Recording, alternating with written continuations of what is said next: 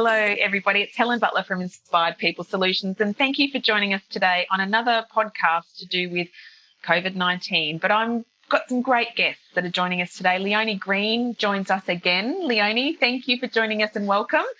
And our special guest today is Alison Baker, an employment law partner at Hall & Wilcox, who is, I guess, seen a lot of weird things going on in the last 8 weeks. And I don't think we've ever seen an environment where things have changed so quickly and there's lots of movement and changes going on. So we thought we'd bring the big guns in today and see if we can unravel some of the issues that have been popping up so we can give you some tips and, I guess, some answers to all of your questions that you've been asking us. So, Alison, thank you for joining us today. Thanks, Helen. Thanks for having me. Thanks. Hi, Leonie.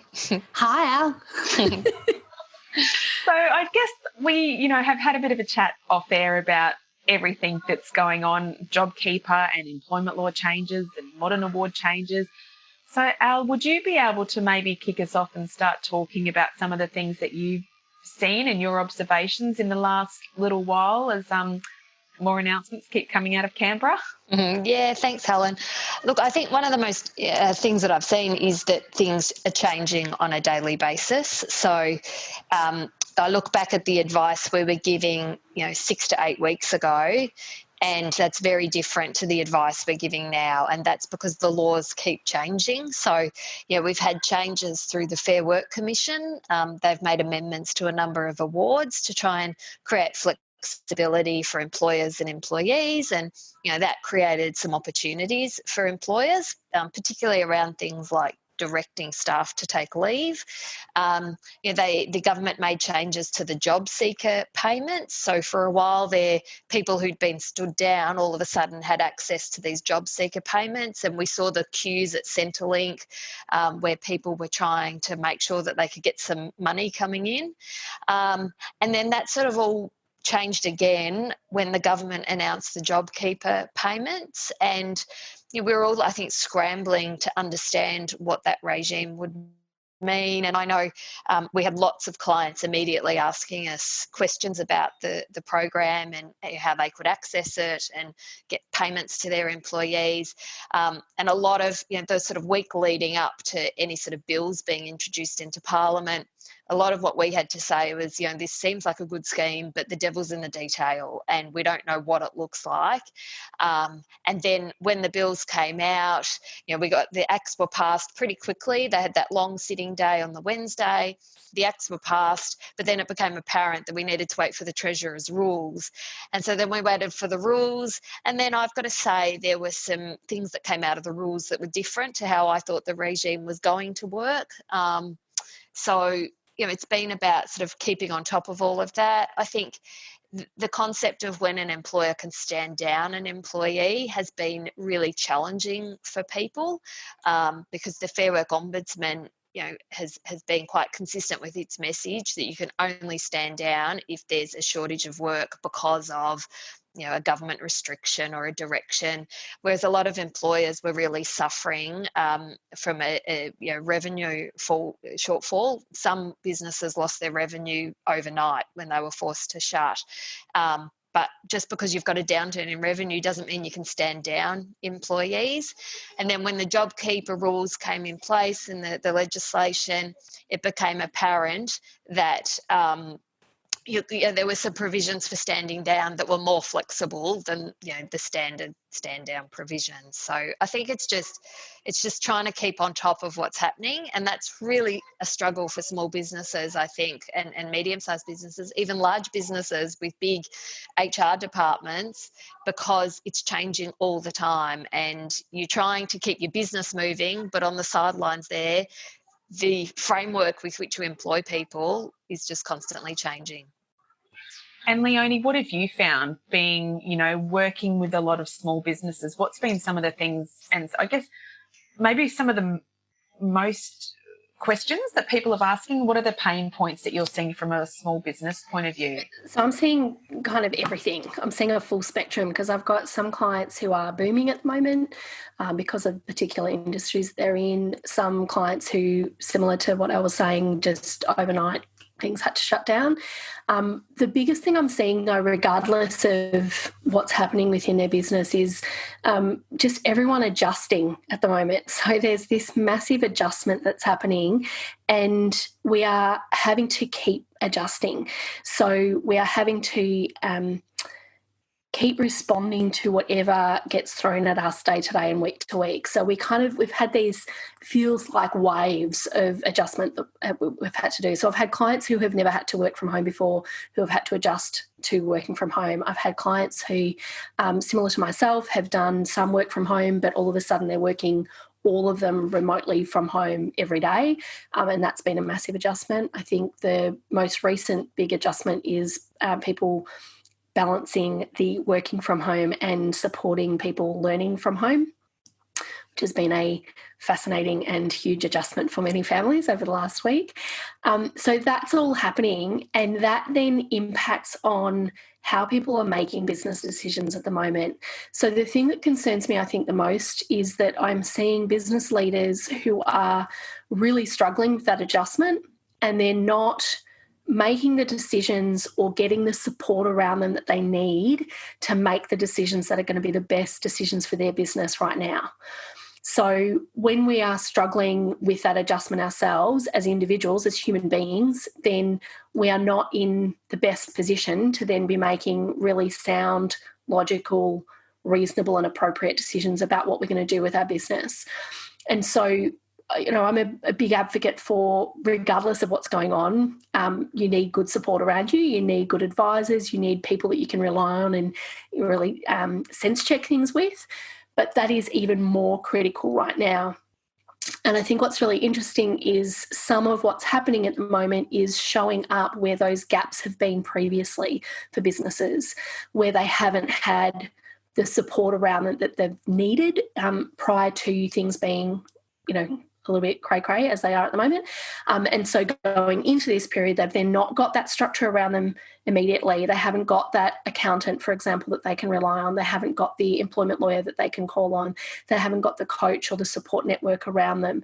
They haven't got the network around them just from a reaching out and knowing that others are going through similar things. And, so if you haven't got that day to day and you've gone into this COVID-19 situation without that, then that is even more challenging. If you have part of that structure around you, then that's great, but we need more at the moment. Everyone needs more around them to get through this. So, and employment lawyers, as we were talking about before we press record, employment lawyers are critical at the moment because the detail of what's happening in that legislation and in the rules that are coming through is too much for any business owner to try and get their heads around. They ideally need a really strong accountant, good accountant working with them who understands their business, and an employment lawyer who understands the legislation and help them navigate through that. And then they need support. So they need someone who can actually help them, coach them through the conversations that they need to have, and help them make sure that they're looking after themselves as well. Because as business owners, regardless of the size of business, in fact, there are many sleepless nights, and it's really lonely at the top and really difficult at the best of times. Right now, we're at one of the worst of times. And so even more so, we need to make sure that we are looking after ourselves and really doing the whole our own oxygen mask on first, so that we are in a position to actually be able to help our business and help the people that are relying on us. Yeah, I couldn't agree more. Having good people around you is critical most times, but certainly in this time, not only are we like physically working somewhere else, but we've also, some of us have our littlies around. So we not only have a mum or a dad hat, we've got a teacher hat, and then we've got a, manager or employee hat or an employer hat. And it does take its toll, definitely. With you both talking about, I guess, things constantly moving, constantly changing. There is changes day to day. And Al, picking up on what you were talking about with, all these changes coming out of Canberra, and the devil is in the detail. What are some of, I guess,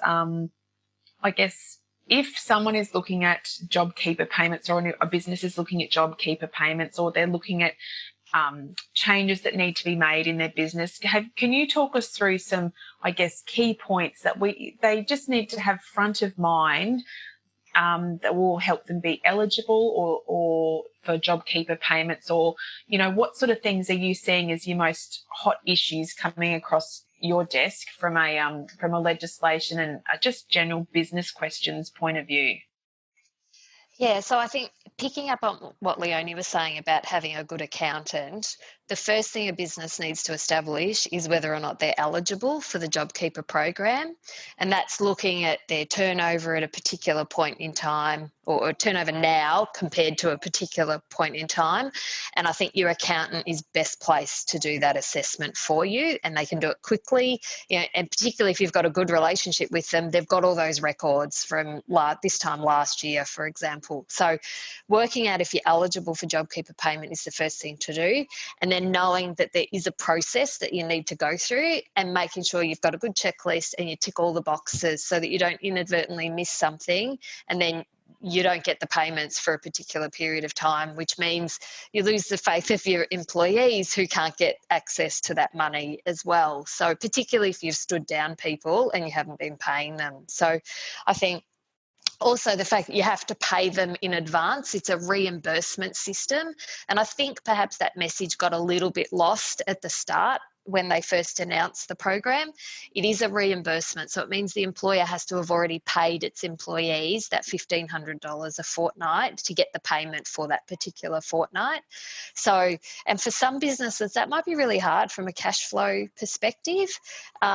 So I think, talking to your banks as well, and maybe you get your accountant to assist you with that, to try and make sure you can facilitate cash flow, knowing that you will get reimbursed in a fairly short period of time. And also just being on top of the details. So there are notices that need to be completed. You need to be communicating with the employees who are eligible. So working out who are your eligible employees, and will be anyone who was employed from the 1st of March 2020, on the 1st of March 2020, including long-term casual employees. So people who've been on your books for at least 12 months and have regular and systematic employment. Make sure you identify who are my eligible employees, send out the notice to all of those people. It's up to them then as to whether or not they opt into the regime. But as an employer, make sure you know what your obligations are, what the requirements are for participating in the scheme, and doing everything you can. And then communicating with your employees so that they know what they have to do, and get it in place. And I think the biggest hurdle for this is the first time you go about implementing it.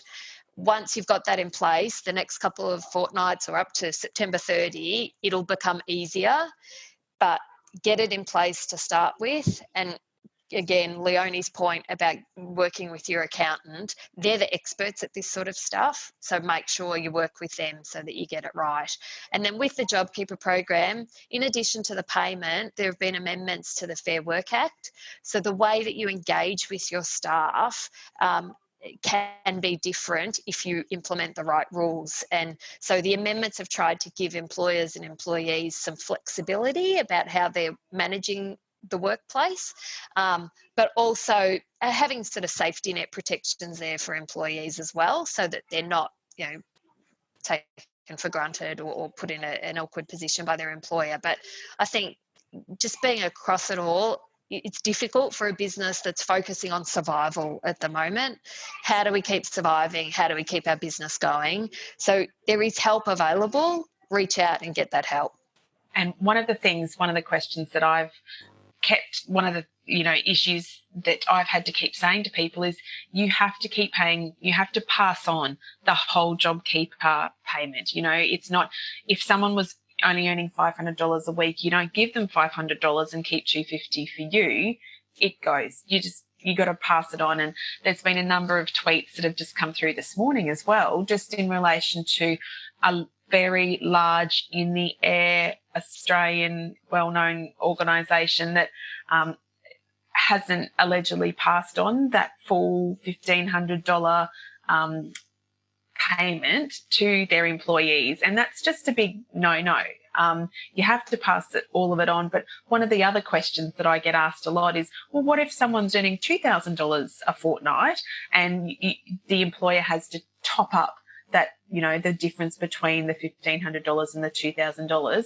Can you just talk us through if that's correct, and if you're getting a number of questions, and you too, Leonie, if you're both getting a number of questions about any top-up pay and the superannuation component on that as well? Yeah, so I'll jump in, and Leonie, you go, please make any other comments. But I think the idea is look at this as a subsidy. It's not a payment to the employee. It's a reimbursement or a subsidy scheme for the employer. So it's money that goes to the employer. The employer's obligations, to the extent someone's been stood down, so they're not working at the moment, then the whole $1,500 has to get paid to that person, regardless of whether they were earning less or more than that. If they've been stood down and they're not earning a wage at the moment, they get the $1,500 a fortnight. If you've got people who are still working, if they earn less, so their hours are less than getting to $1,500 a fortnight, $750 a week, well, they essentially get the windfall from that. So you pay them the normal wages, and then you pay them the difference that they haven't got between their wages and the $1,500 that they get from the reimbursement. And then for people who are still working but they earn more than the $1,500 a fortnight, you just pay them as you normally would, but you're getting a $1,500 subsidy for paying that wage. So you're getting assistance from a payroll perspective. With regard to superannuation, my understanding is that superannuation is paid on ordinary time earnings. So when you work, you get paid an hourly rate, a weekly rate, and superannuation is calculated based on those ordinary time earnings. For anybody who's not earning a wage at the moment because they've been stood down, you don't have to pay superannuation on the $1,500 that you've passed through to that person because they're not actually physically working. If they are working, you will have to pay a superannuation component on the hours that they are working. And Leonie, if you've got more comments to add to that? Only that I don't answer these sort of questions. So as business owners, we need to be really clear on what our business model is, what our expertise is, what we can advise on, and what we can't advise on. And I don't advise on this stuff because I'm not an employment lawyer anymore. I once was. Loved working with you, Al. But I don't work as an employment lawyer anymore. And so for me to somehow pivot my business right now and start acting as a lawyer again, get my practicing certificate back, get my head around this legislation and start advising on that, that's not even remotely on my radar. What I am really keen to see is businesses getting the support that they need. And that means getting the advice from the people that will be across the detail and can give them the support and guidance through whatever steps they need to take. And we need to be really clear as business owners what it is that is our expertise and what is not our expertise, and therefore what we need to supplement with really good advisors around us. So from a client perspective, I'm not taking on any of this sort of work. I'm getting across it so that I understand the landscape of what the options are and what the language is right now, so that I know what JobKeeper is. But it's not something that I'm then going to attempt to explain because it's not in my area of expertise. But it's critical that people are not trying to work that out themselves as business owners either. So if you are in the boat of wanting to navigate through JobKeeper, don't go it alone. Don't sit there and try and trawl through all of the detail without someone being there as your backer and supporter and guiding you through what you need to do, because that's a world of pain as well. And again, it's what's your expertise? What are you really good at? Focus on that, because that's what's going to get your business through it. But make sure you've then got the people around you that are supplementing where you need that additional advice and assistance. Yeah, I couldn't agree more. And, people who are in the weeds with this every day, it is really confusing, and it's great to have Al this is how it is, because she is in the detail and this is her area of expertise. And, a 10-minute conversation can just click it will help you sleep better at night, knowing that you've got someone there who's going to be going, no, this is what you need to do, this is where your business should be going, and this is, you're right. So having the accountants and the lawyers around you will just make your life so much easier in this regard, and gets you back to focusing on what you're good at and why you started your business in the first place. Exactly right. And I think, Helen, on this, like what I'm seeing, and this is across my network of HR consultants at the moment as well, right? What I am seeing concerns me a little bit around how many people are trying to get their heads around this stuff and then trying to navigate through that with their clients. And that's not their expertise, and it's not good use of their time and energy. And I can see them really struggling with it because they're trying to increase their competency in something that is continually changing, plus is actually complex in nature anyway, and is best, I think, best advised with a combination of an accountant and an employment lawyer. You, as an HR consultant, are really important in helping the business understand how that translates in your business, helping them have the really difficult conversations that will need to be had, helping them think about what they need to do, what employees are critical, how they support their employee base through all of this. There is still critical work for HR consultants at the moment. But if HR consultants are getting focused in on the detail of this scheme right now, they are going to miss what is actually critical and in front of everybody at the moment, which is how do we support the human beings through this shitstorm? Because it's a shitstorm. And if we're not doing that work, if we're not helping the business owners from a how do we help that human being through this shitstorm and how do we help them help their people through this, then we're missing the work that we are critically there to do. So now more than ever, it's about saying, all right, what's the work that I need to do and know well and can do and can feel good about doing as well, rather than the stuff that's going to have me freak out because I don't understand it and it's too much detail and it keeps changing. And then I feel like I've got to try and advise clients on this when that's not my area of expertise. Who are the people around me that I need to say, actually, this is the person that you need to talk to? And you are, by doing so, giving your clients the support that they actually need on that front. I think it's so true. We can't all be experts over everything, and so you really just need to tap into that resource as well.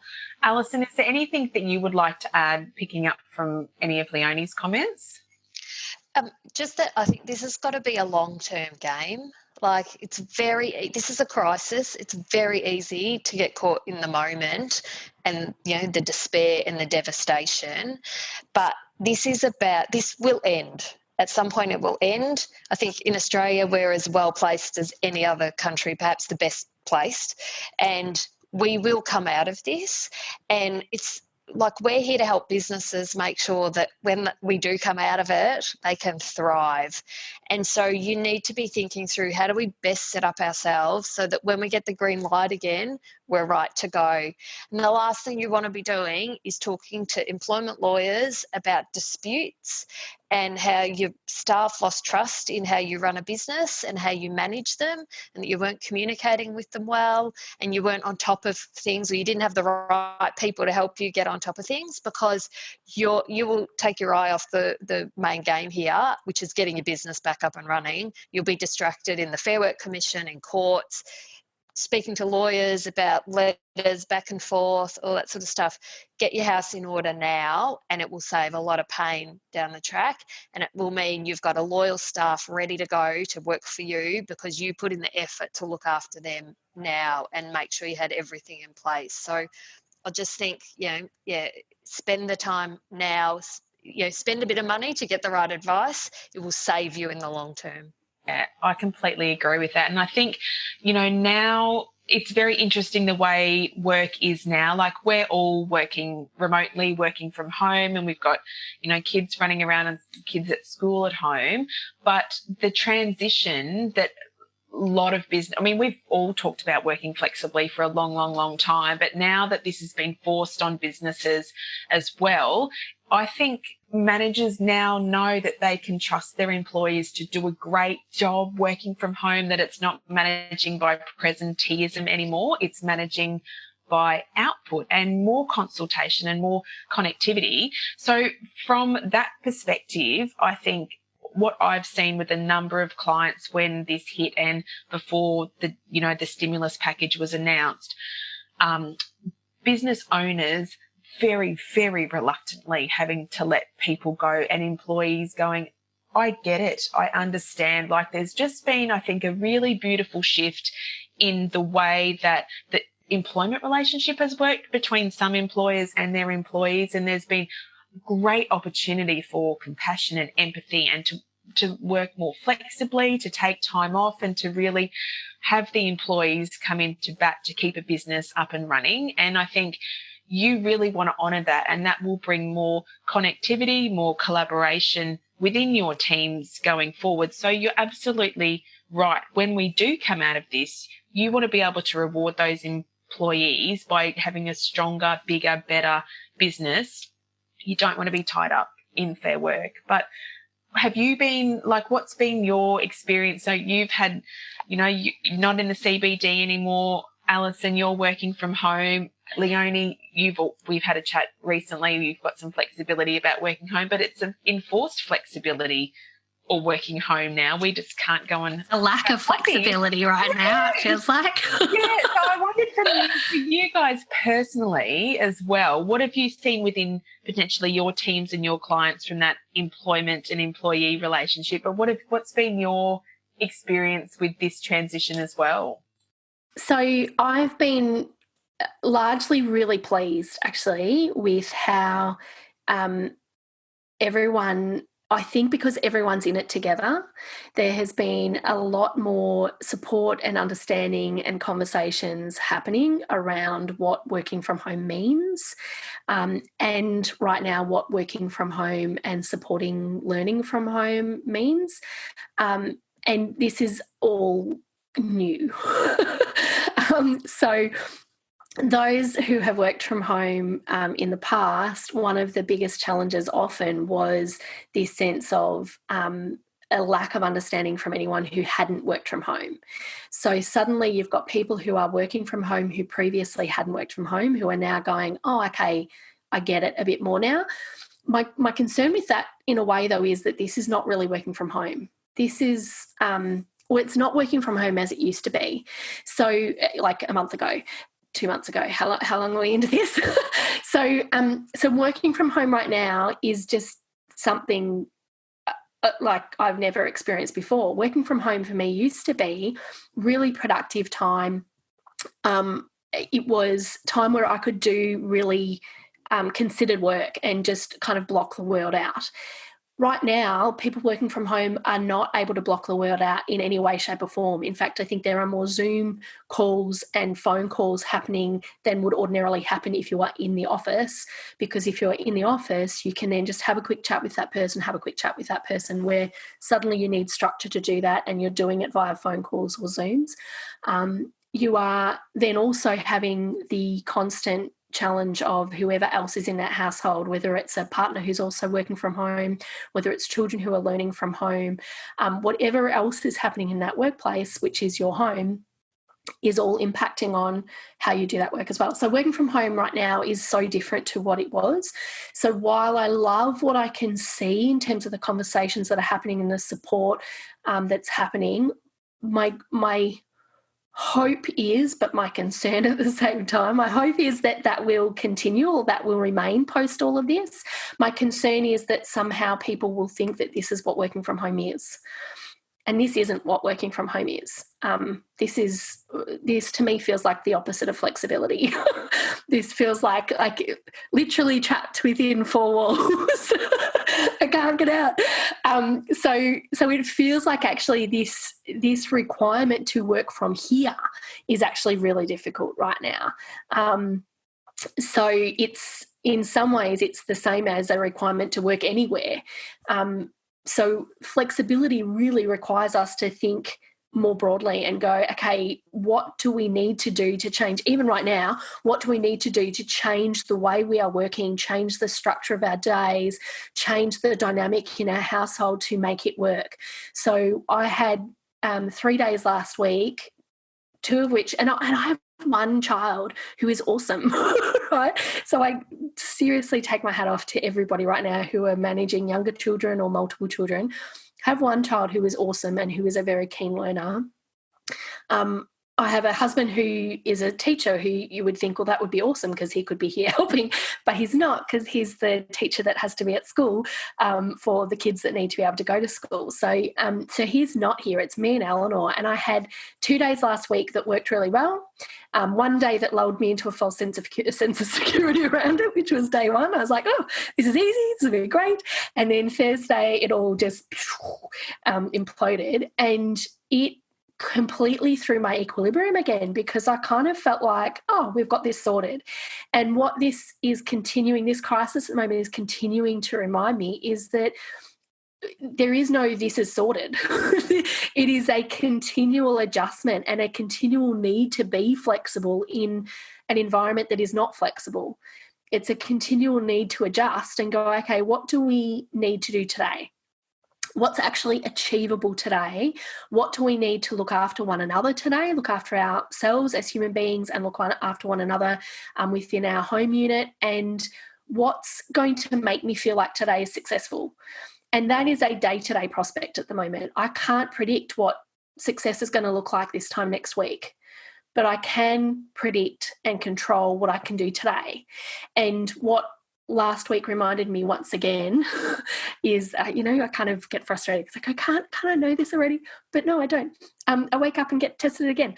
So last week was that reminder again that actually this is still just a day-to-day prospect. I have to each day go, all right, what's today look like? And what does Eleanor need? What do I need? What does Tim need? Because Tim's coming home spent at the moment at the end of the day. So if I have nothing left at the end of the day, that's not helpful for us as a family unit either. So it's kind of balancing all of those different things and working out each day what's going to work, and not expecting that what worked yesterday is going to be what works today.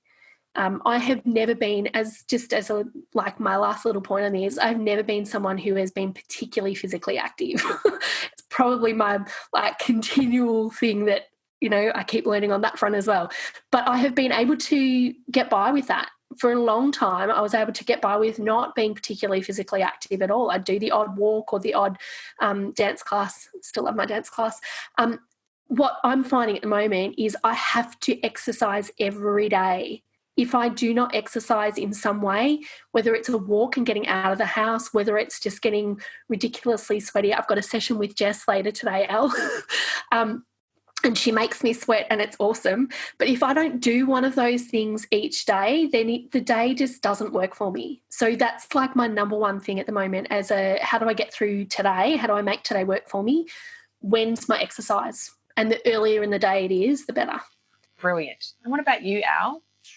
Oh, that is the awesome, amazing Leonie Green just on show there, I reckon. That was fabulous. Just amazing insight. Just fabulous. So it's hard to add to that, but I have always I've always been someone who's a proponent for flexible work, and that why wouldn't you let somebody work from home if that makes their life easier? And I've had a lot of pushback from that, and I've never understood it. And I think a lot of people just didn't trust people. And my view was somebody doesn't change personality just because they leave an office and they go into their home to do work. It's the same person. So they're either a worker or they're not a worker. And if they're not working at home, guess what? They're actually not working in the office, because they're a person, okay? But, people just didn't understand that. And I think one of the good things that's come out of this is a realisation, people can work from home and do a good job. And I hope we don't lose that. And working from home is not for everyone, and that's okay. Some people work better in an office environment, and that's fine, but that doesn't have to be the rule for everybody. And let's now listen to what works best for people so that they're the most productive They have a better home life as a result of it. And, I agree with Leonie. I was really struggling to fit exercise in with being a partner of a law firm, having to work in the city for, sometimes 12 hours a day, having 2 small children to look after. And for me, exercise was the thing that I really struggled to fit in. My husband can't work at the moment because of the COVID-19 crisis, and he's normally gone very early in the morning. But we're now in the morning sharing exercise. So one of us goes and does it, and then the other one does it. And for me to get up in the morning and go for a walk, I don't ever want to go back to a situation where that's not part of my daily routine. And for me, working 5 days in the city will not accommodate that. And so, it's a conversation to have, but we need to be flexible. I love it. And I've been a massive fan of working flexibly for a long, long, long time, like we all have. And it is just, like you say, take each day as it comes and I go into the day with a bit of an agenda, but my agenda is now, the way I work now is I get up at 5 and do work 5 till 9. And then I do the kids 9 till 3, and then I log back on after 3 because my husband has to work. He still works for an employer, and that's his core hours. But we've had to have conversations around that, and you have to have a check-in. So every morning I sit with the kids and I'm like, well, what are we going to do today? Because I am not doing 6 hours of homeschooling with you, but let's bake a cake. Let's go for a ride. You got to mix it up so you can have, I guess, some enjoyment in your day as well, because it's also it is jam-packed. There's no question about it. And each day you have to be flexible in your approach as well. And I think don't get stuck on anything. Let stuff go. Just be in the moment as best as you can. I'm really conscious of your time and just wanted to say thank you for both of you giving us some amazing insights into, expertise around dealing with legislation that's coming around it, and also getting back to basics with your business, Leonie, and getting those advisors around you. I'll put your details on the show notes so people can sort of check your website, get your contact details, and the same with you, Leonie. So if you have queries or questions, feel free to just reach out to these guys. And I've worked with them for a long, long, long, long time now, and they're both, you've heard, they're just beautiful people and will be able to help you with any questions that you have from a business perspective going forward. So thanks so much, Alison and Leonie, for your time. It's been a pleasure once again to talk to you both. Thanks, Helen. Thank you, Helen.